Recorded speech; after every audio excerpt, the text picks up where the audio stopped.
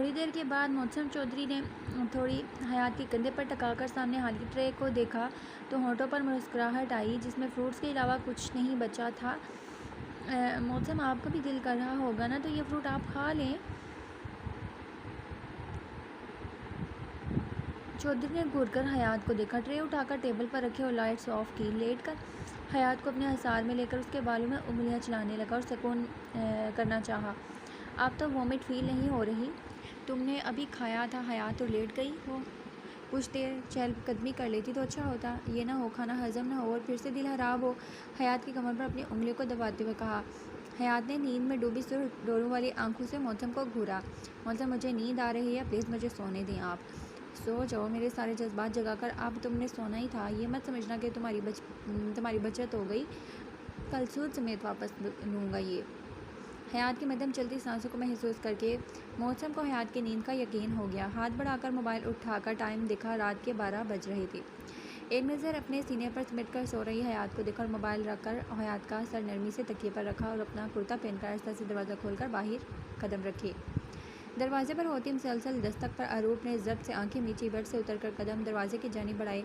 दरवाजे के सामने मान शाह को देख चेहरे के जाविये पल में बिगड़े।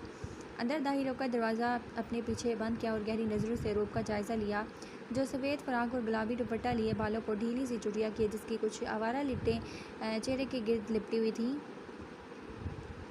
गुलाबी भरे भरे होंठों को सख्ती से भींचा हुआ था। अरु मेरी ज़िंदगी, प्लीज़ ये सब ना करो यार। नहीं है मुझ में हौसला तुम्हारी बेरूही बर्दाश्त करने का। कह तो रहा हूँ, चाहे जान से मार दो, कसम से उफ़ नहीं करूँगा। मारोगी तो इस बात की तसल्ली तो होगी कि तुम्हारे साथ गलत किया था तो सज़ा मिल गई, मगर इस तरह करके तुम मुझे जीते जी मार रही हो। जीते जी मर जाना, एक बार मर जाने से बहुत बुरा होता है अरु। ना सांस आती है ना रुकती है, ना दिल किसी एहसास को महसूस कर पाता है और ना ही साकत होता है। धड़कनों की बेचैनी अजाब है यार। तुम्हारा यूरो मोड़ना, मुझसे बेरूही बरतना मेरे लिए सच में किसी अजाब से कम नहीं है। अरूप कदम अरूप की जानिब बढ़ाए, मगर अरूप के चेहरे के स्पॉट तसरात देख दिल बुरी तरह दुखा। हलक में कांटे चुभे। अपने ही शोहर की दरिंदगी का निशाना बन जाना।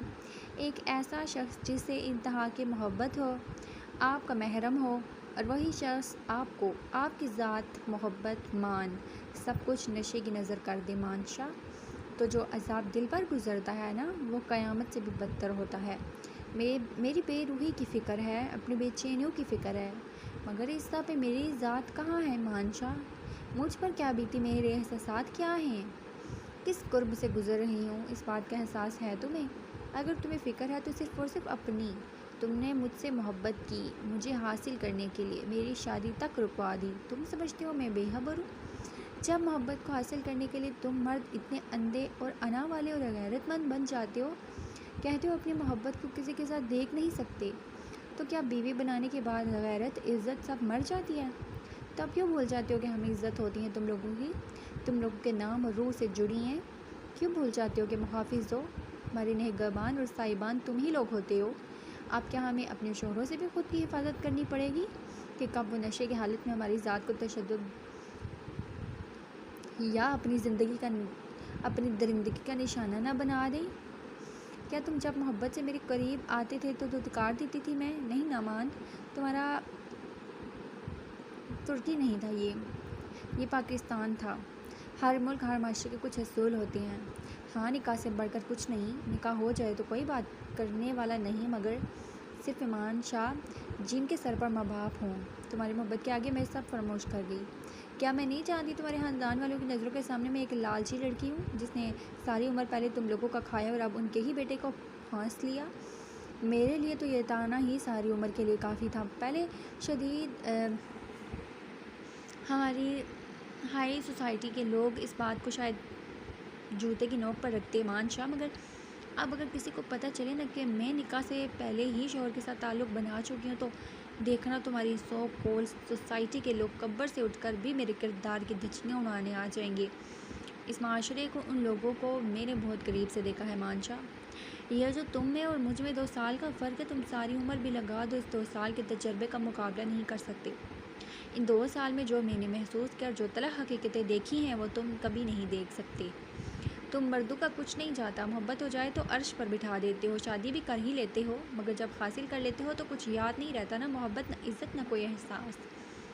मगर तुम लोगों की ऐसी मोहब्बत की सज़ा सारी उम्र हम लड़कियों को झेलनी पड़ती है, कभी ससुराल के ताने सुनकर और कभी जो बेटी हो जाए पहले नसीहत यही होती है, माँ की तरह ना निकल आए। ये देखो मानशा, मेरे हाथ, मुझे मेरे हाथ पर छोड़ दो, रुखसत होकर तुम्हारे पास ही आऊँगी, और माफ़ी तलाफ़ी ना करो यार, तुम मर्दों पर अना को सूट नहीं करता। वो जो सोच कर आया था उसे वीडियो दिखाकर इस बात का यकीन दिलाएगा कि नशा उसने अपनी मर्ज़ी से नहीं किया था। जब अरूप वो बात मान जाएगी तो वो उससे अपनी मोहब्बत से मना लेगा, मगर अब सब कुछ रीत की मानंद हाथों से फिसलता हुआ महसूस हुआ। आंखों में जैसे किसी ने मिर्चें भरी हों, आंखों में पल में खून उतरा। नज़रें अरूप शाह पर गईं जो रोते ज़मीन पर बैठी अपने हाथ ज़मीन पर ज़ोर से मार रही थी। लाख रोने के बावजूद, रोकने के बावजूद भी कई बागी आंसू पलकों की बाढ़ आई। मोहब्बत का इज़हार किया भी तो क्या किया अरूप, जब मुझसे हर एहतियात छीन लिया तुमने, तो मैं इस इज़हार पर तुम्हें छू भी ना सकूं। तुम पर मरता था मैं अरूप, मगर आज तुम्हारी सज़ा और बेरुखी ने सच में मार दिया मुझे।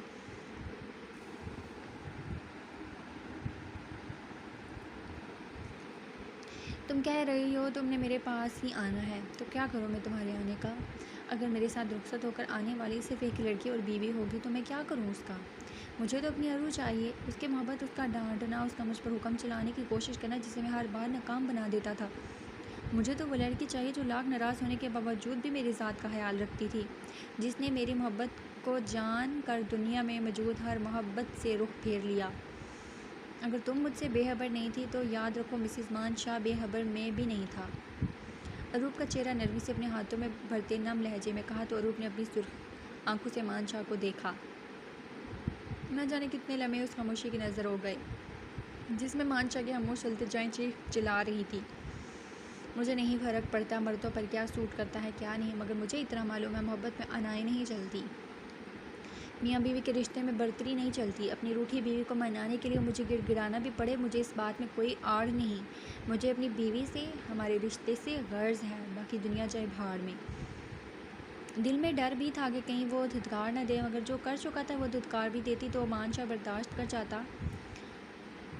ना कि मैं शायर टाइप बंदा नहीं हूँ, बट फिर भी तुमसे यही कहूँगा कि ज़िंदगी, पहली बात मुझे तुमसे बेतहाशा मोहब्बत है, दूसरी बात हमारे दरमियान जो भी लड़ाई झगड़ा हुआ, तुम पहली बात कभी ना भूलना।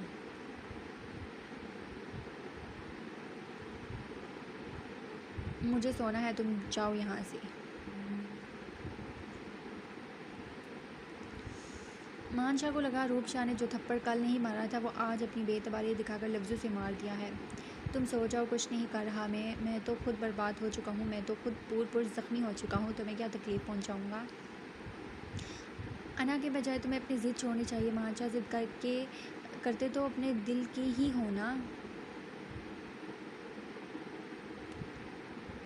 अरूप के लेटने पर मानशा ने आंखों से बाजू हटाकर लैंप की मदम रोशनी में अरूप की तरफ देखा जो दूसरी तरफ चेहरा किए सो चुकी थी।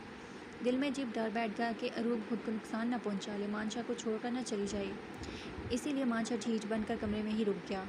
अरूप चाहे जो भी समझे मगर मानशा उसे खो नहीं सकता था। उसकी नज़रों में गलत बनना मंजूर था मगर उसका नज़रों से ओझल होना मंजूर नहीं था। अरूप की तरफ देखते न जाने रात के किस वक्त मानशा नींद की देवी मेहरबान उस पर हो गई तो आंखें मूंदते गहरी नींद में उतर गया। कमरे में दो नफूस एक दूसरे के लिए इंतहा की मोहब्बत दिल में बसा, एक गलती की वजह से एक दूसरे से मुंह मोड़कर मीलों फासले पर थे। मौसम आहिस्ता से सीढ़ियाँ उतरता नीचे आया तो सामने ही बरामदे में पड़े फ़ोन स्टैंड के करीब खड़ी शाज़िया को देखा। वो किसी का नंबर मिला रही थी, चेहरे पर साफ चुचलाहट। दूसरी जाने फ़ोन उठाने पर फ़ोन ना उठाने पर फ़ोन रखकर पलटी के सामने मौसम को देख डर कर 2 कदम पीछे हुई। तुम्हारे पास अब भी वक्त है लड़की, जो भी सच है खुद से बता दो, वरना जो मैं करूँगा वो तुम्हारी 7 नस्लें याद रखेंगी। वो इसे रूम में इसलिए नहीं लेकर गया क्योंकि वहाँ अरशद चौधरी की मुलाजमा मौजूद थी, जबकि अपने गले पर बढ़ते दबाव से शाज़िया की आंखें उबल कर बाहर आने वाली थी। मौसम के कुर्ते को गले से खींचते बुरी तरह हाथ पाँव मारने लगी। तभी मौसम ने गुस्से से शाज़िया को पीछे धक्का दिया। औरतों को बहुत इज्जत करता हूँ मैं, और ये भी नहीं कहता कि ये औरत इज्जत लायक है या नहीं। औरत चाहे कोठे की हो या दुश्मन की बहन बेटी, मौसम उसकी इज्जत अपनी जान से बढ़कर करता है। मगर अगर औरत तुम जैसी हो जो अपनी इज्जत को यूँ नीलाम करे और साथ दूसरे की इज्जत की धज्जियाँ उड़ा दे, तो मौसम चौधरी उसके वजूद के तेरे करके हवा में उड़ा देता है। जबकि शाजिया ने ज़मीन पर गिरे मौसम के कुर्ते के बटन को देखा। पहले चाहे मैं यहाँ साजिश की वजह से आई थी, अब तुम्हारी ज़िंदगी में आना मेरा मकसद बन गया है चौधरी। अब देखना ये शाजिया क्या चाल चलती है। तुम्हारी इस मासूम बीवी को अपने जाल में न फंसाकर तुमसे बदगुमान न किया मेरा नाम भी शाजिया नहीं। मौसम चौधरी कमरे में आया तो नज़रें बेड से टेक लगाए हयात से टकराई, जो मुँह बसूर कर लेट चुकी थी। पहली मुसीबत तो टली नहीं, ये कोई दूसरी ज़रूर लाएगी। पता नहीं ऐसी कौन सी समाजी खिदमात है जो इन्हें रात में ही अदा करनी होती हैं। मेरे करीब आने पर तुम्हें नींद आ गई थी और अब देखो ज़रा सब समझ में आ रहा हो। मुझे आपके बगैर नींद नहीं आती, शिकवा कुन लहजे में कहा, और मुझे तुम्हारे बगैर ना चैन ना सुकून कुछ भी नहीं आता। अजान की आवाज़ पर मौसम की आँख खुली तो खुद पर बोझ महसूस करके अपनी बाई जानिब हयात को देखा, जो वहाँ नहीं थी। अपना हाथ पीछे ले जाकर देखा, हयात मैडम मौसम चौधरी की पीठ पर ऊंधे मुँह लेटी हुई थी। खुद के इस तरह सोने के अंदाज पर होठों पर मुस्कुराहट आई है। शायद ज़िंदगी में पहली बार था कि मौसम मुँह के बल सो रहा था। अपना बायां हाथ पीछे ले जाकर हयात की कमर को थाम कर करवट ली। हयात का सर नरमी से तकिए पर रखकर हयात के माथे पर अपने लाभ रखे। चौधरी की जान उठ चो, नमाज का वक्त गुजर जाएगा। आप हटेंगे तो मैं उठूँगी ना। तुम आजकल ज़्यादा नकचिड़ी नहीं हो रही? हयात के गुलाबी फूले गालों को देखते हुए कहा। मुझे तो समझ ही नहीं आ रहा मुझे आजकल हो क्या रहा है मौसम। पता चल जाएगा, मगर अभी सोना नहीं है, नमाज़ पढ़ लो। फिर इस बात पर माँ जी से डांट पड़ेगी तो मैं भी कुछ नहीं कहूँगा। सिर्फ हवेली वाली ही नहीं, गांव के सभी लोग नमाज के पाबंद थे, मगर जब कभी हयात इरम के साथ बातों में या टीवी देखने में मसरूफ़ होती तब उसकी नमाज कज़ा हो जाती, जिस पर नूर बेगम उसे डांटती। मगर आजकल इस कदर नींद आती थी, ऊपर से मौसम का रात भर सोने न देना और फिर सुबह उठना, ये आजकल हयात को मुश्किल लग रहा था। मौसम फ्रेश होकर बाहर आया, हयात वॉशरूम जाने लगी। इससे पहले मौसम ने हयात का बाजू पकड़ अपने सीने में लिया। अपना ख्याल रखना, मैं नमाज़ पढ़ कर आता हूँ, फिर साथ नीचे चलेंगे। अगर देर हो जाए तो तुम आराम कर लेना, नीचे जाने की ज़रूरत नहीं है। तो मौसम ने एक मुस्कुराती निगाह उस पर डालते हुए कहा और कमरे से निकलता चला गया। मोबाइल पर होती मुसलसल रिंग पर अरमान शाह ने आंखें खोलकर इर्द गिर्द निगाहें दौड़ाईं, जो बेड पर सो रही अरूप पर जा ठहरी। मोबाइल देखा जहां मौसम का मैसेज शो हो रहा था कि वो बाहर इंतज़ार कर रहा है। 5 मिनट वेट का रिप्लाई करके कदम बाहर बेड पर लेटे अरूप की जानिब बढ़ाए। अपना एक हाथ बेड पर रखकर दूसरा हाथ अरूप के चेहरे पर रखा। आई एम रियली सॉरी ज़िंदगी, अपने मान को एक बार माफ़ कर दो, वादा करता हूँ कभी तुम्हें ना हो तकलीफ़ दूँगा और ना किसी मुसीबत को तुम तक आने दूँगा। अब वो बाहर निकलता चला गया जहाँ मौसम खड़ा उसका इंतज़ार कर रहा था। तुम्हें कैसे पता कि मैं अरूप के कमरे में हूँ? मौसम के साथ कदम सीढ़ियों पर रखते हुए कहा। आप दोस्त के बारे में इतना भी ना पता हो तो क्या फ़ायदा है ऐसी दोस्ती का, और तुम्हारी तो मैं रग रग से वाकिफ़ हूँ। हवेली में हल्की हल्की हलचल होना शुरू हो गई। नूर और सलाउद्दीन साहब के बोलने की आवाज़ें आ रही थी, जिसमें सलाउद्दीन साहब नूर बेगम से लड़ रहे थे कि उन्होंने क्यों जल्दी नहीं उठाया, और नूर बेगम इस इल्ज़ाम पर उनसे लड़ रही थी। उन दोनों की आवाज़ें सुनकर मौसम होठों पर मुस्कुराहट आई। कुछ साल गुजरने दो, तुम्हारा और हयात का भी यही हाल होना है। तुम कुछ सालों की बात कर रहे हो, मुझे तो कुछ दिनों के आसार नज़र आ रहे हैं। जबकि मौसम की बात पर मान शाह का कहका बुलंद हुआ। मैं तुम्हें नमाज के लिए लाया हूँ, शैतानी कहके लगाने के लिए नहीं। मानशा और मौसम चौधरी दोनों सुबह हवेली से चले गए थे। अब हयात बोलाई सी हवेली में घूम रही थी, जिसे देख नूर बेगम ने अपना सर पकड़ लिया। हयात ही बैठ जा, टिककर घर ही आएगा, मौसम क्यों अपनी जान हल्कान कर रही है? मुझे बेचैनी हो रही है माँ जी, देखिए अब तो जोहर का वक्त भी गुजर गया, वरना इस वक्त तक तो वो आ जाती हैं घर। हयात मेरी दी काम होगा उसे, मैं कहूँगी मौसम से चाहे जितना भी काम हो, जिस वक्त पहले कराता था उस वक्त घर ज़रूर आया करे, ताकि मेरी धी को इंतज़ार ना करना पड़े। चल, मैं और शाइस्ता बहन जा रही हैं, वह उन्हें गाँव दिखाना है, तू भी चादर ले। आप लोग जाएँ, मौसम आने वाले होंगे, वो जब आ जाएंगे तो मैं उनके साथ आ जाऊँगी। हयात के चेहरे पर मौसम चौधरी की मोहब्बत के रंग तो वह देख चुकी थी, आज हयात के चेहरे पर मौसम चौधरी के लिए फ़िक्र भी देख रही थी। उनके दिल में जो थोड़ा डर था कि हयात मौसम के साथ खुश रह पाएगी या नहीं, वो डर आज बिल्कुल ख़त्म हो गया था।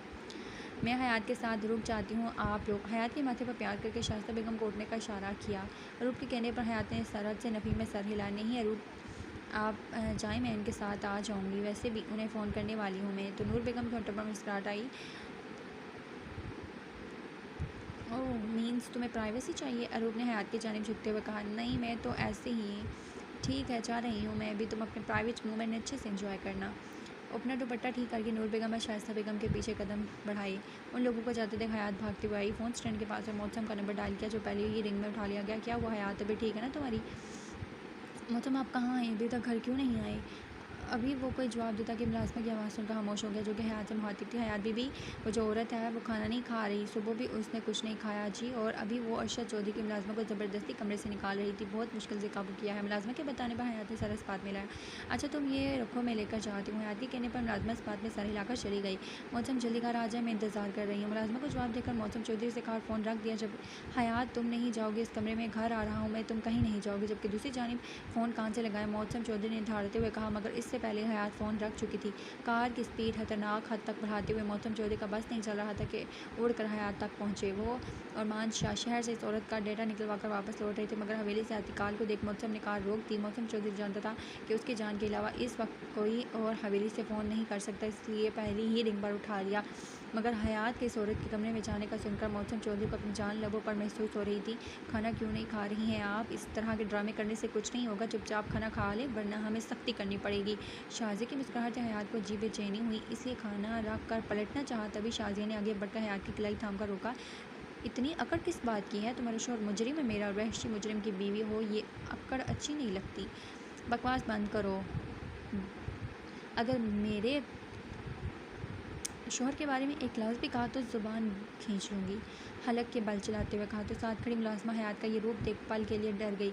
बकवास नहीं कर रही मैं, ये सच है। एक औरत होकर दूसरी औरत के साथ हुए जुल्म को कैसे नज़रअंदाज कर सकती हो तुम? मेरे शौहर के पास सबूत है अपनी बेगुनाही के, तुम पर कोई पाबंदी तो नहीं? तुम भी ढूंढ लो सबूत, ला कर दिखाओ हमें सबूत। फिर पंचायत का तो पता नहीं, मैं खुद अपने शौहर को सज़ा दूँगी, मगर जब तक तुम सच्ची साबित नहीं हो जाती तब तक अपनी ज़बान को काबू में रखो। और जब पलट कर उसने जाना चाहा, शाज़िया फिर से एक बार हयात के सामने आ खड़ी हुई। ठीक है, उस दिन तो तुम्हारा शौहर डेरे पर काम की वजह से आया था, तो मुझे बताओ कल रात वो मेरे पास क्या करने आया था? क्या मतलब है तुम्हारी बकवास का? ये तो तुम्हारे शौहर का ही है ना? हयात ने सख्त लहजे में पूछा तो शाज़िया ने तंजिया मुस्कुराते हुए अपने दुपट्टे के पल्लू से बटन खोलकर सामने किया। आप ये मत कहना कि वो कल रात तुम्हारे साथ था, क्योंकि तुम्हारे सोने के बाद वो मेरे पास आया था। कह रहा था कि मैं पंचायत के सामने इस इल्ज़ाम से मुकर जाऊँ, फिर वो मुझसे शादी कर लेगा, और ये कल रात एक दूसरे। अभी शाज़िया अपनी बात मुकम्मल करती इससे पहले हयात ने उसके बाल अपनी मुट्ठी में दबोच लिए। घटिया औरत, मैं तुम्हें इस घर की छत तले बमुश्किल बर्दाश्त कर रही हूँ, और तुम मेरी ही सामने मेरे शौहर के किरदार पर कीचड़ उछाल रही हो। क्या बकवास कर रही हो तुम कि वो कल तुम्हारे साथ थे? तो मैं तुम्हें बताती हूँ कि मेरे शौहर का किरदार कैसा है। सारी उम्र इस घर की छत तले मैं इस शख्स के साथ रही हूँ, जिसके दिल में मेरे लिए बेइंतहा मोहब्बत होने के बावजूद सिर्फ और सिर्फ मेरी इज्जत के लिए चेहरे पर गुस्सा और बिज़ारियत थी होती है। हज़ारों बार उस शख्स के साथ मैं अकेले सफ़र किया है, मगर उस शख्स ने गलत निगाह मुझ पर नहीं डाली। मेरे करीब आया तो निकाह करके, निकाह भी कोई बुज़दिलों की तरह छुप कर या मुझे डरा धमका कर नहीं किया, अपने बाप को गवाह बना कर किया। इस हवेली में कई बार उसके साथ अकेली रही हूँ। वो तो मालिक था इस हवेली का, इकलौता बेटा था, अपनी मनमानी कर सकता था, कौन रोक सकता था उसे? मगर वो मेरा मुहाफ़िज़ बना रहा। मेरे सर से उतरी चादर की मुझे इतनी परवाह नहीं होती थी जितनी उस शख्स को थी। मेरे सर से दुपट्टा उतरने पर तड़प जाता था, मेरा सर ढकने वाला, मेरी हिफाजत करने वाला। आज तक हवेली क्या गांव में कि मौजूद किसी औरत की तरफ निगाह उठाकर नहीं देखा, और तुम कह रही हो कि वो तुम जैसी 2 टके की औरत के साथ रात गुजारेगा? बीबी, जिन हवाओं में हो ना, वापस ज़मीन पर उतर आओ। अगर तुम ये सोच रही हो कि तुम्हारी बकवास सुनकर मैं अपने शौहर पर शक करूँगी या सवाल करूँगी, तो यह गलत फहमी दिल से निकाल कर कोई और मंसूबा बनाओ। अरशद चौधरी की मुलाज़िमा ने हयात का दबंग रूप देखकर बमुश्किल मुस्कुराहट रोकी। अभी हयात पलटी कि शाज़िया ने उठकर हयात का गला अपने हाथों में दबोच लिया। तुम्हें छोड़ूंगी नहीं, मैं मार दूंगी मैं तुम्हें। इस कदर साथ गिरफ्त में हयात का चेहरा खतरनाक हद तक सुर्ख पड़ गया, सांस घुटने लगा। तभी मुलाज़िमा ने बेहोश हयात को शाज़िया से छुड़वाया। अभी हयात संभली के शाज़िया ने आगे बढ़कर हयात को धक्का दिया। मौसम दर्द की शदीद लहर हयात को अपने रग और रूप में सराहत महसूस हुई। आधे घंटे का सफ़र 15 मिनट में तय करके वो दोनों हवेली पहुँचे। मौसम चौधरी ने बरामदे में कदम रखे, हयात के चिल्लाने की आवाज़ सुनाई दी, मगर जैसे कदम कमरे में रखे तो हयात मुँह के बल नीचे गिरी थी। हयात, वो धाड़ते हुए उस तक पहुँचा। चौधरी की जान, आंखें खोलो, तुम भाभी को लेकर हॉस्पिटल जाओ। चौधरी, इस नागिन को मैं देखता हूँ। कहा भी था चौधरी से सामने सांप आ जाए तो ये नहीं देखते कि इसमें जहर है या नहीं, वक्त ज़ाया के बगैर सर को चलती हैं, मगर मेरी सुने तो ना। जबकि मुलाज़िमा इस रफ्तार पर हक तक से अपनी जगह पर खड़ी रही। हॉस्पिटल के कॉरिडोर में बेचैनी से चक्कर काटते मौसम चौधरी को अपनी जान निकलती महसूस हो रही थी। या अल्लाह, मेरी बीवी और बच्चे की हिफाजत करना। डॉक्टर जैसे ही हयात को रूम में लेकर गए, तब तक मौसम चौधरी नूर बेगम की तरह हयात का सदका भी दे चुका था, क्योंकि हयात जब भी बीमार पड़ती थी, नूर बेगम सबसे पहले हयात का सदका दिया करती थी। हॉस्पिटल पहुंचकर मौसम ने हवेली फ़ोन करके मुलाज़िमा को ये बात नूर बेगम से छुपाने से मना कर दिया था। आईसीयू का दरवाज़ा खुलने पर मौसम एक ही जुस्म में डॉक्टर की जानिब बढ़ा। डॉक्टर, मेरी बीवी कैसी है? अल्हम्दुलिल्लाह से बीवी और बच्चा दोनों ठीक है। अभी वह दवाइयों के ज़ेरे असर हैं, हम उन्हें रूम में शिफ्ट करने वाले हैं, आप थोड़ी देर में उनसे मिल सकते हैं। हयात से मिलने से पहले ईमान शाह को फ़ोन करके सूरत हाल से आगाह करना का सोचा। मोबाइल लेकर बाहर निकल गया। तबीयत ठीक है ना तुम्हारी? तो मतलब वैक्सीन मतलब कोई तुम्हें वीकनेस या चक्कर वगैरह तो नहीं फील हो रहे? दिल तो नहीं घबरा रहा ना आजकल? पेट में कहीं दर्द वगैरह तो नहीं? चौधरी की जान बस इतने में ही थक गई। अभी तो पता नहीं कितना तंग करना है इसने। आपको पता था मौसम में कितनी बेवकूफ़ हो, मगर मुझे क्यों नहीं बताया? अगर कुछ हो जाता तो? अपने पेट को छूते हुए वो बोली। अबे याद अपने ख्यालों में घूमती कमरे का दरवाज़ा खुलने पर चौंक उठी। मौसम काले रंग का लिबास पहने, जरक को हमेशा की तरह कंधों पर डाले, चॉकलेट ब्राउन सिल्क के बेतरतीबी से बाल माथे पर बिखरे हुए थे। मौसम चौधरी के वजह चेहरे को देखा हयात ने दिल में माशाल्लाह बोलकर नज़रें फेर लीं। मौसम मजबूत कदम लेता हयात तक आया। चौधरी की जान के चेहरे पर नाराज़गी क्यों छाई हुई है? पलके हयात के भोजक रखसारों पर झुकी। वो जो सोच रही थी मौसम आज आएगा, वो उसे शिकवा करेगी, लड़ेगी, झगड़ेगी, मगर मौसम के एक सवाल ने ही सारे इरादों और गुस्से पर पानी फेर दिया। तुम्हें खुशी नहीं हुई क्या हयात? मैं खुश हूँ, लेकिन आपने मेरा मतलब आपको पता था ना? हयात के माथे पर लब रखकर हयात के करीब ही जगह बनाकर हयात को अपने हसार में कैद किया। मुझे भी इस बात का अफसोस है, काश तुम अपनी अकल का इस्तेमाल करती और ये बात मुझे बताती। तो उस वक्त तुम्हारे होंठों से ये बात सुनकर मैं खुशी से तुम्हें खुद में भींच लेता और इसी खुशी का इजहार तुम्हारे पूर को अपनी मोहब्बत की बारिश में भिगो कर करता। मगर नहीं, तुम अपनी अकल का इस्तेमाल कर लो। ऐसा हो सकता है भला? अब तुम्हारे लालमी की वजह से कितने दिन मुझे अपने दिल पर जबल करना पड़ा, मगर कुछ अंदाज़ा है तुम्हें? हयात की कमर पर अपनी उंगलियों का दबाव बढ़ता उसे खुद में भींचे। हयात की खुशबू अपने रूह तक उतारने में इस कदर महब था कि गिरद सब कुछ फरामोश कर चुका था। आप क्यों जल्लाद बन जाते हैं? अभी तो मुझे पहले ठीक से होश नहीं आया, आप फिर मेरे होश हवास उड़ाने लगे हैं। मौसम वो आप माँ जी को ना बताएं। क्यों? माँ जी से क्यों छुपाना? मुझे शर्म आएगी, मैं कैसे सामना करूँगी उनसे? चौधरी की जान, शर्माने वाले तो सारे काम हो गए, अब किस बात पर शर्माना? और वैसे शर्माना तो मैं सिर्फ मेरी कुर्बत में चाहिए। मैं तो कहता हूँ तब भी शर्म हया को साइड करके अपनी चौधरी की मोहब्बत और शिद्दतों में शामिल हो जाया करो। और ये बात तो फ़ख्र से बताने वाली, और तुम यूँ शर्मा रही हो? तो मौसम के बेबाक लहजे पर हयात ने मौसम चौधरी के सीने में खुद को छुपाना चाहा। आप बहुत बुरे हैं मौसम, बहुत बेशरम और मीसने कहीं के। सबके सामने कितना शरीफ बनते हैं और मेरे सामने मियाँ बीवी में शराफत नहीं चलती। चौधरी की जान में शरीफ बन जाता तो ये नन्ना मेहमान कहाँ से आता? और अभी तो तुम्हें अंदाज़ा ही नहीं कि तुम्हारा चौधरी कितना बेशरम है तुम्हारे मामले में। आप बेशर्माना बंद भी करो यार, वरना मैं अपने बेलगाम होते जज्बातों को अभी तुम पर निछावर करने लगूँगा। और अब चलो, माँ जी परेशान हो रही होंगी। ओफ यार, तुम्हें इस हालत में देख तुम सब कुछ खामोश कर बैठा था। तुम्हारी चादर भी लाना याद नहीं रही। मेरी चादर से ही आज काम चला लो। अपनी चादर उतार कर हयात के गिर्द लपेटी। आपको मुझसे ज़्यादा प्यार है या अपनी इज्जत से? मर्द के पास गैरत और अना होती है, इज्जत तो इसकी अपनी माँ, बहन, बेटी और बीवी के हाथों में होती है। हयात, तुम मेरी मोहब्बत हो, मेरी बीवी हो, मुझे ये इज़्ज़त तुम्हारी वजह से अजीज़ है। तुम्हारी इज़्ज़त, तुम्हारा मान तुम्हारे चौधरी को अपनी जान से भी ज़्यादा अजीज़ है। तुम्हारे नाम को मेरे नाम के साथ जोड़कर अल्लाह ने मुझे तुम्हारी इज़्ज़त और जान का मुहाफ़िज़ बना दिया है। और मुझे जो बेहतर लगेगा और जिस तरह भी मैं तुम्हारी जान और इज़्ज़त की हिफाजत कर सकूँगा मैं करूँगा, चाहे उसके लिए मुझे किसी भी हद तक क्यों ना जाना पड़े। कार हॉस्पिटल के पार्किंग से निकालकर सड़क पर डाली। कहा तो मौसम चौधरी के एक गिलास पर हयात को तेरा को रूप में सुकून महसूस हुआ। वो जानता था ये सवाल करने के पीछे ज़रूर वो औरत होगी। अब चाहे पंचायत भाड़ में जाए या पूरा गाँव, मौसम चौधरी अपनी बीवी को नुकसान पहुंचाने वाली को छोड़ने वाला नहीं है। हयात की गिरफ्त से बाजू नरमी से निकालकर हयात के गिर्द फैलाए।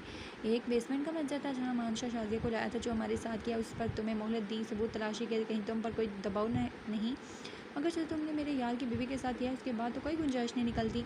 तो बेसमेंट की पिन ड्रॉप खामोशी में चीखें गूंजी। नहीं, मुझे माफ़ कर दो। मानशाह के हाथ में एक बारीक चाकू था। मानशाह ने किसी भी जगह को बगैर सुने शाज़े की बाजू अपनी आनी गिरफ्त में लेकर उसके आले की नोक को बाजू पर टेस्ट करना चाहा। अपने बाजू पर चाकू को वैसे घूमते देख शाज़े ने सुकून का सांस लिया, मगर ये सिर्फ एक पल के लिए ही था। मगर जैसे ही मानशाह ने अपना हाथ पीछे किया, जहाँ से वो आला गुजर रहा था, वहाँ से स्किन दो हिस्सों में हो गई और खून पानी की तरह निकलने लगा। वो जो तकलीफ़ मुझे महसूस नहीं हो रही थी, अब इस तकलीफ़ से जिस्म से जान निकलती महसूस हो रही थी। खामोश फिज़ा में एक बार फिर शाज़िया की वहशनाक चीखें गूंजी। हद है यार, एक तो लड़कियों को मारने का कोई एक्सपीरियंस ही नहीं, अभी कुछ कहा नहीं और ये चीखें। चौधरी खुद ही निपटे, इससे मेरा क्या लेना देना। अरु मेरी ज़िंदगी। आंखें मौन कर गहरी सांस भरते जज्बात से जोड़ लहजे में रूप को पुकारा। आंखें खोलकर तलखी से सर झटका और कार में बैठकर कारी जन से भगाई। हवेली में ये खबर सुनकर होश की लहर दौड़ाई। हयात की हवेली में दाखिल होते सलाउद्दीन ने सदके दिए। नूर बेगम की बलाएँ लेते नहीं वो थक रही थी। रात के खाने के बाद सब हयात के कमरे में मौजूद थे। तभी अरूप ने हयात के लिए सूप बनाने का सोचा और चुपके से उसके दरमियान से उठाई, मगर मांशा के तो ध्यान के सभी धागे अरूप से ही जुड़े हुए थे, इसलिए अरूप के बाहर निकलते ही नज़र बचाकर बाहर निकल आया। अरूप जो किचन में आकर सूप बनाने का सामान देख रही थी, अपने पीछे आहट महसूस करके साकत हो गई। मेरी जान, तुम खफा क्यों हो? तुम्हें मुझसे गिला क्या है? अचानक बेरुखी इतनी, बताओ तो हुआ क्या है? किसी ने तुमसे क्या आखिर कहा है मेरे बारे में? किसी से तुमने क्या आखिर सुना है मेरे बारे में? रहो बेशक खफा मुझसे, मगर ये बात समझा दो, मनाऊँ कब तक तुमको? मुझे इतना तो बतला दो। अगर अब हो सके तुमसे तो ये एहसान फरमा दो।